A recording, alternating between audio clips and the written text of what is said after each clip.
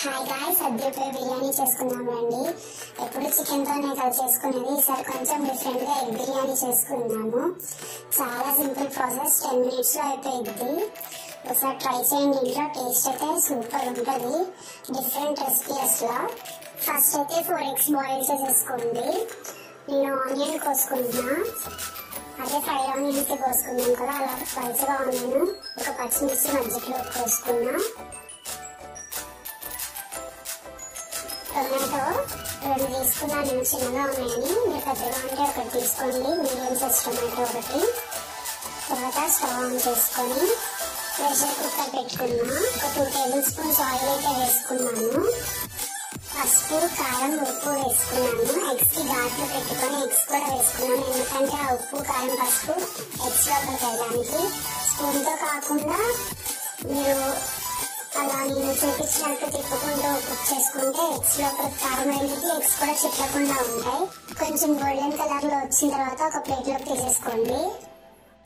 Same ఉన్న oil లో కొంచెం 2 tablespoons ఘీ వేసుకున్నా, మీరు ఆయిల్ అయినా వేసుకోవచ్చు. కొంచెం దాంట్లో బిర్యానీ మసాలాస్ వేసుకున్నా, అదే చెక్క, లవంగా, యాలక, ఆకు అలాంటివన్నీ వేసుకున్నాను. తర్వాత పచ్చిమిర్చి, ఆనియన్ వేసుకోవాలి. లైట్ గోల్డిష్ కలర్ వచ్చేంత వరకు కూడా వేయించుకోవాలి. అలా వేగాక ముందుగా మనం చాప్ చేసుకున్న టొమాటో కూడా వేసుకోవాలి.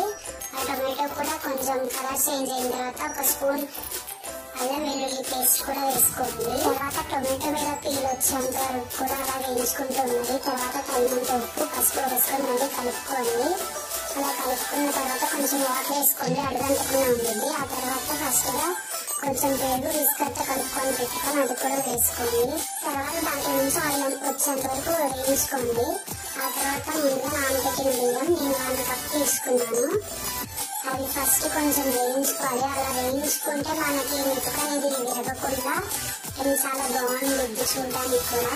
ఆ తర్వాత 1 cupకి 2 cups వాటర్ అయితే వేసుకున్నాను, నేను నార్మల్ రైస్ తీసుకున్నాను కాబట్టి. అదే మీరు బాస్మతి అయితే 1.5 cup వాటర్ సరిపోతాయి. దాంట్లో కొత్తిమీర అండ్ ఎగ్స్ ముందుగా బాయిల్ చేసుకుని పెట్టుకుని వేసుకోవాలి. ఆ తర్వాత కుక్కర్ మూత పెట్టి నేనైతే 3 whistles పెట్టుకున్నాను నార్మల్ రైస్ కాబట్టి. బాస్మతి రైస్ అయితే 2 whistles చాలు. ఈ లోపల నేను పెరుగు చట్నీ కోసం, అదే రైతా కోసం ఆనియన్స్ అండ్ పచ్చిమిర్చి కోసుకున్నాను. రైతా కలుపుకోవడం చాలా ఈజీ కదా. ఆనియన్స్, పచ్చిమిర్చి పెరుగులో వేసుకొని కొంచెం వాటర్ పోసుకొని కొంచెం సాల్ట్ అనేది వేసుకొని మిక్స్ చేసేసుకున్నాను.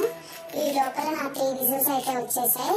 ఆ 3 whistles వచ్చాక ఒక 20 minutes అలా వదిలేసి తర్వాత తీసుకొని చూసుకుంటే చూడండి రైస్ ఎంత బాగుందో. ఒకసారి ఇంట్లో ట్రై చేయండి. మీకు తెలుసా, ఫస్ట్ రైస్ అయితే పెట్టుకోకూడదంట ప్లేట్లో, ఎప్పుడైనా సరే కర్రీ పెట్టుకోవాలంట. ఎందుకో తెలిస్తే కామెంట్ చేయండి.